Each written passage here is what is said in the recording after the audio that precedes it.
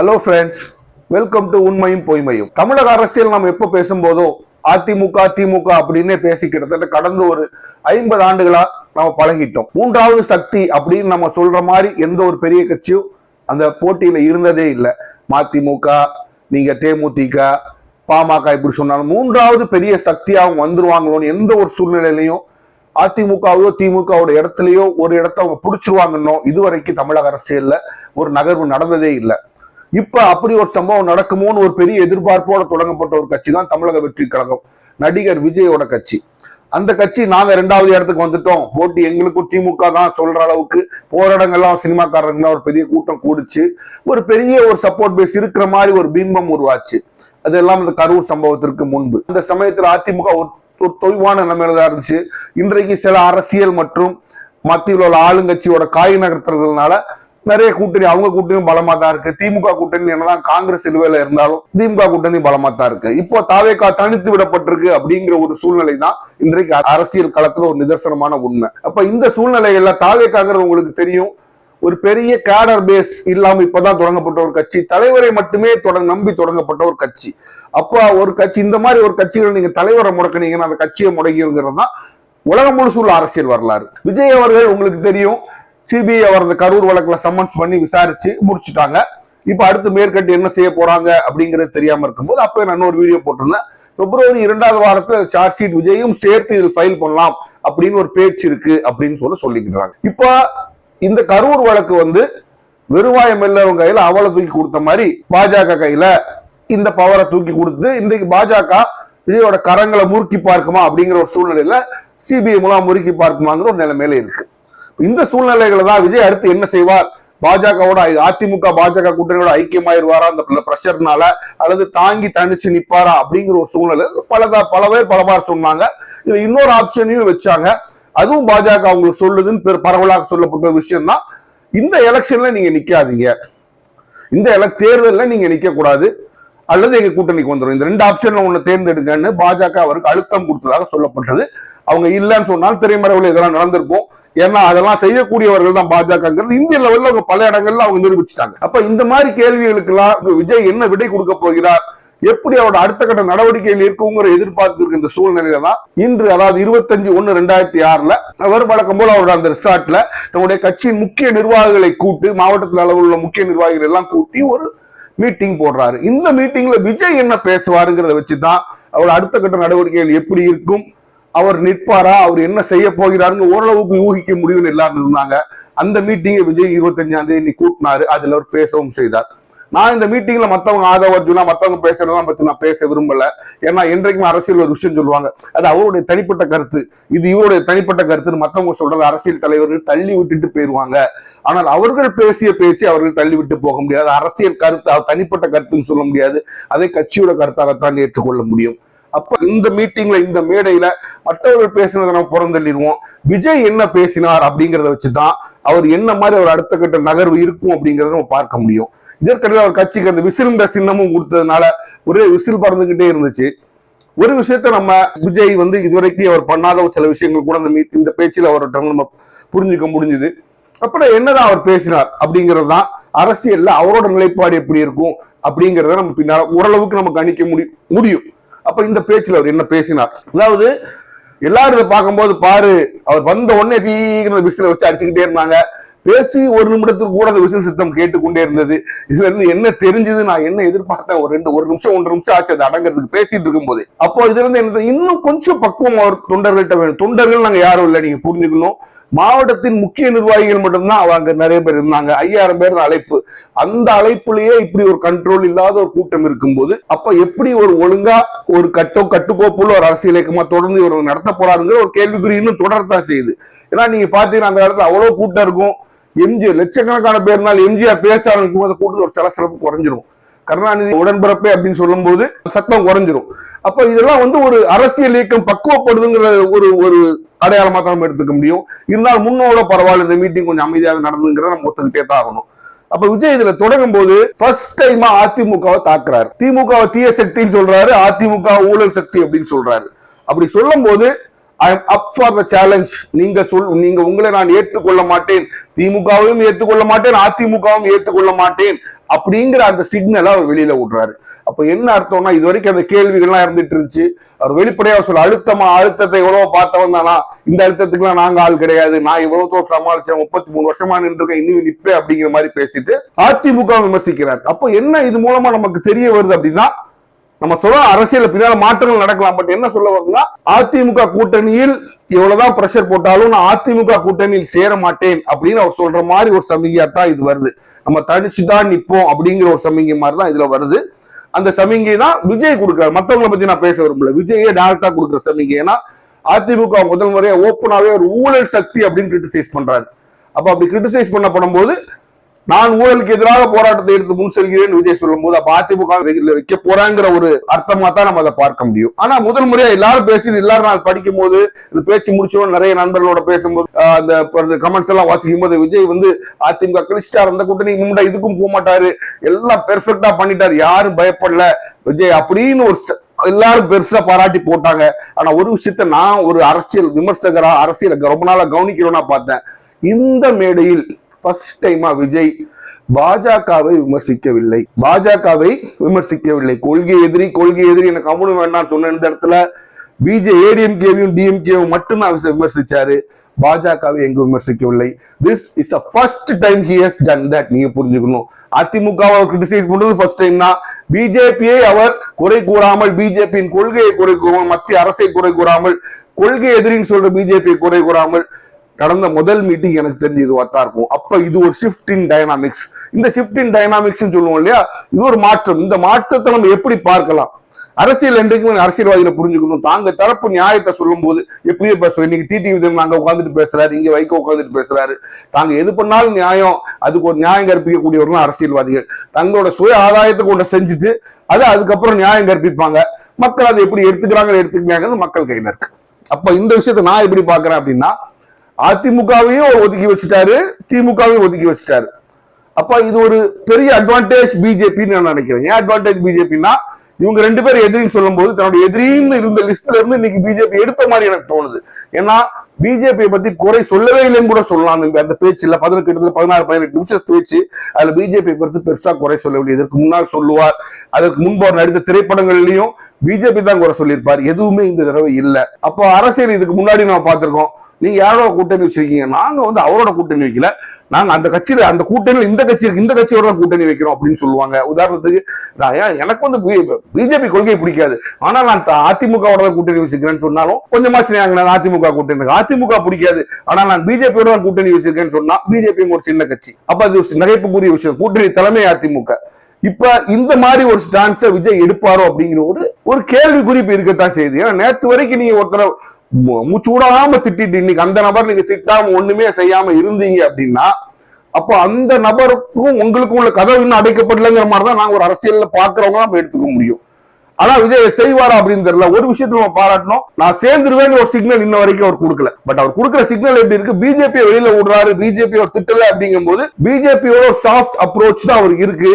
அப்ப பிஜேபிக்கு இன்னும் விஜயோட பேசக்கூடிய வாய்ப்போ, விஜயை ரீப்ரோச் பண்ணக்கூடிய வாய்ப்போ, அவரை தட்டி கூட்டு வர அவரை உள்ள அழைச்சு கொண்டு வர வாய்ப்போ பிஜேபி இருக்கத்தான் செய்யுது. நாளைக்கு அப்படி சேர்ந்தால் அரசியல்ல பக்குவப்பட்ட அரசியல்வாதிகள் சொல்ற மாதிரி இவரும் அதிமுகவோட சேரவில்லை, மத்தியில் ஆளுகின்ற பிஜேபியோட தான் சேர்ந்திருக்கிறேன் இவரும் சொல்லக்கூடிய வாய்ப்பான ரொம்ப கம்மியான. விஜய்க்கு தெரியும், தாம் பின்னால் நிற்பவர்கள் பிஜேபியோட சேர்ந்தா நிறைய பேர் அவரை விட்டு போயிடுவாங்கிறது அவருக்கு தெரியும். விஜயோட அரசியல் பயணம் தொடர வேண்டும் என்று அன்றைக்கு நான் இன்றைக்கு தெளிவா சொல்லிக்கிட்டு இருக்கேன். அவர் தனியாத்தான் நிக்கணும். மற்ற கட்சிகளை கூட்டணி சேர்த்துக்கலாம். அதிமுகவையோ திமுகவையோ தன் கூட சேர்த்தார் என்றால் அவர் தன்னை ஒரு தனிப்பட்ட பவரா காமிக்க முடியாது. அவர்களோட ஒரு நிழலாத்தான் அவரை காமிக்க முடியும். அப்போ மக்களுக்கு அவனுக்கு அவங்க கூட நீ நின்று இவங்க கூட நீ நின்னா உனக்கு அவங்களுக்கு என்ன வித்தியாசங்கிற ஒரு கேள்வி வந்துடும். அப்போ வருங்காலத்துல விஜயால வளர முடியாதுங்கிறது விஜய்க்கும் தெரியும். இதை தெரிந்தும் இதை மீறி அவர் ஒருவேளை அப்படி போனார்னா நம்ம நிச்சயமா புரிஞ்சுக்க முடியும். அவர் கைகள் முறுக்கப்படுகின்றன, நிர்பந்திக்கப்படுகிறார். அந்த நிர்பந்தத்துக்கு விஜய் அடிபணிந்து விட்டார். அப்படி அடிபணிந்தார் என்றால் தமிழக வருங்கால அரசியலில் அவருடைய பேர் கிறுக்கி விடப்படும். அவரால் திருப்பி அரசியல்ல பெரிய லெவல்ல சோபிக்க முடியாது. இது விஜய்க்கும் தெரியும். இந்த பிரஷரை விஜய் எப்படி வித்ஸ்டாண்ட் பண்ண போறாரு அப்படிங்கறத பார்க்கணும். இதுல இன்னொரு விஷயமும் நான் பார்த்துக்கிட்டது என்ன அப்படின்னா, நம்ம இன்னைக்கு பிஜேபியோட அசுர வளர்ச்சி இந்தியா லெவல்ல பாக்குறாங்க. அப்ப பிஜேபி அசுர வளர்ச்சி முன்னாடி இருந்ததுக்கு இன்னைக்கு இருந்ததுக்கு என்ன, நரேந்திர மோடி ஒரு தலைவரை கொண்டு வந்துட்டாங்க, கொண்டு வந்து தலைவரை மேல வச்சுக்கிட்டாங்க. வச்சுட்டு கிரவுண்ட் ஒர்க் பண்ணல எந்த கட்சியும் வளர முடியாது. அதாவது நான் கேள்விப்பட்டது 2000 பிஜேபியோட நண்பர்கள் மூலமா கேள்விப்பட்டது 2014 டு 2019 எலெக்ஷனுக்குள்ள 303 சீட் ஜெயிச்சாங்க பாருங்க.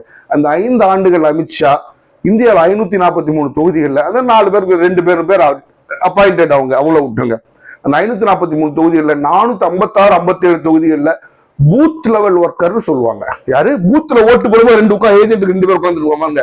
அந்த பூத் லெவல் ஒர்க்கர்ஸ 456 தொகுதிகளில் சந்திச்சிட்டார். யார்? யூனியன் மினிஸ்டரா இருந்தவர், பார்ட்டியோட பிரசிடென்டா இருந்தவர். அப்ப அந்த பார்ட்டியோட பிரசிடென்டா இருந்தவர் கட்சியில பூத் லெவல்ல இருக்கிற ஒர்க்கரை சந்திச்சு அவங்களோட ஒப்பீனியன் எல்லாம் கேட்டு அவர் பண்ணதுனாலதான் 270 சீட்டுகள் இருந்த பிஜேபி அடுத்த 304 சீட்டு 320 சீட்டு தனியா ஜெயிச்சாங்க. அப்படிங்கிற அளவுக்கு கட்சியை வளர்க்கறது காரணம் பூத் லெவல் ஒர்க்கர்ஸ் அளவுக்கு அந்த கட்சியோட ஃபங்க்ஷனிங் இருந்துச்சு. இன்றைக்கு விஜய் தன்னோட கட்சியோட தலைமை உள்ள ஆட்களையே அவர் பார்த்துக்கிட்டு இருக்கிறாரு, அவங்களே சந்திச்சுட்டு இருக்கிறாரு. மெட்ராஸை விட்டு அவர் வெளியில வரல, எல்லாருமே அந்த ரிசார்ட்டுக்கு தான் வர்றாங்க, மீட் பண்றாங்க. போது மக்களுக்கும் தலைமைக்கும் இடையான அந்த கேப்பை சுருக்கணும். திமுக வளர்ந்ததுக்கு காரணம் அண்ணா அதை சுருக்கினார். தலைமை தெருவுக்கு வந்தது, தலைமை களத்துக்கு வந்தது, தலைமை மக்களோடு நின்றதுங்கிறதுனாலதான் திமுக அன்றைய காங்கிரஸ் இருந்து வித்தியாசப்பட்டு ஆட்சியை பிடிக்க முடிஞ்சது. அன்றைக்கு திமுக என்ன நிலைமையில இருந்ததோ அதே மாதிரிதான் நிறைய கட்சிகள் இருக்காங்க. யாருமே அதை செய்யவில்லை. ஓரளவுக்கு கொஞ்சம் செஞ்சார் அப்படின்னா தலைமை களத்துக்கு வந்து ராமதாஸ் ஐயா செஞ்சார், அதனோட அறுவடையை அவர் அறுத்தாரு. பட் ஒரு சாதியத்துக்குள்ள சுருங்கி போனா அவரால் பெரிய லெவல்ல வளர முடியல. விஜய் இன்றைக்கு ஒன்றை புரிந்து கொள்ள வேண்டும்.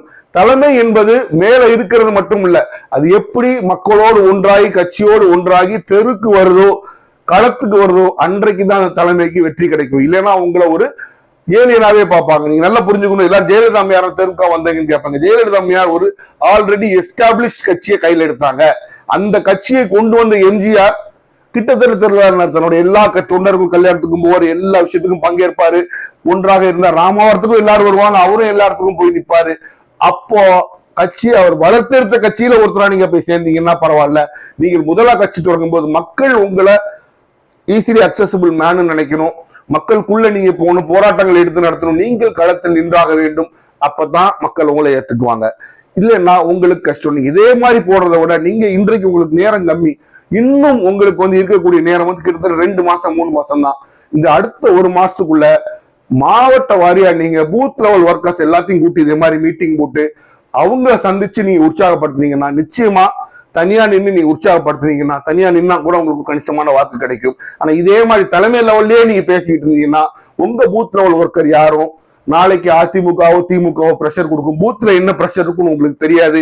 பூத்ல 2 ஏஜென்ட்ங்கிறவனால ஒண்ணுமே செய்ய முடியாது. அவனுக்கு மேலே தலைமை இருந்து அதை பிரஷர் பண்ணாதான் அந்த பிரஷரை விஸ்டாண்ட் பண்ண முடியும். அப்ப அந்த நம்பிக்கை அவனுக்கு எப்ப வரும்? நான் போராடவும் நம்பிக்கை எப்போ வரும்னா, நீங்க உங்க மாவட்ட செயலாளர்கள் உங்க வட்ட செயலாளர் எல்லாத்தையும் கையில இரும்பு கரம் கொண்டு வச்சிருக்கணும். அந்த பூத் லெவல் ஒர்க்கர் உங்களை நம்பணும். அவன் இவங்கெல்லாம் நம்ப மாட்டான். உங்களை நம்பி உங்க மேல ஒரு நம்பிக்கை இருந்தா தான் அவன் இறங்கி உங்களுக்காக போராடுவான். அப்பதான் பூத் ஜெயிக்க முடியும். ஒவ்வொரு பூத்தையும் நீங்க ஜெயிச்சு தான் ஒரு அசம்பிளி கான்ஸ்டிடியூன்சி ஜெயிக்க முடியும். இதை நீங்க மனசுல வச்சுக்கோங்க. ஆனால் நீங்க அதை செய்ய போறீங்களான்னு தெரியல. நீங்க பனையூர்லயே எப்படி உட்கார்ந்துகிட்டு இருந்தீங்கன்னா நடக்காது. அரசியல் நீங்கள் செய்ய வேண்டும் என்றால் சென்னைக்குள் வர வேண்டும்.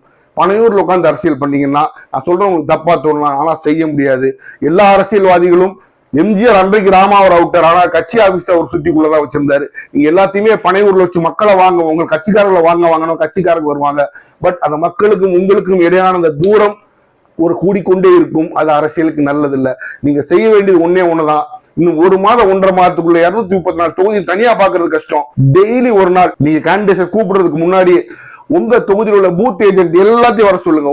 ஒவ்வொரு மாவட்டமா 38 மாவட்டம் இருக்கு. 38 நாட்கள் உட்காருங்க. என்ன நிலைமை, ஏது என்ன பிரச்சனை உங்களுக்கு நான் நம்பிக்கை கொடுக்குறேன். இன்னைக்கு பேசுற பேச்சு ஒரு எந்தூசியாஸ்டிக் பேச்சுன்னு நான் சொல்ல மாட்டேன். ஆனா ஓரளவுக்கு உங்க தொண்டர்களுக்கு ஒரு சந்தோஷம் இருக்கு உங்களை பாக்குறோன்னு. அப்ப இந்த மாவட்ட லெவல் நிர்வாகிகள் மட்டும் உங்களை பார்த்து சந்தோஷப்பட்டா போதாது.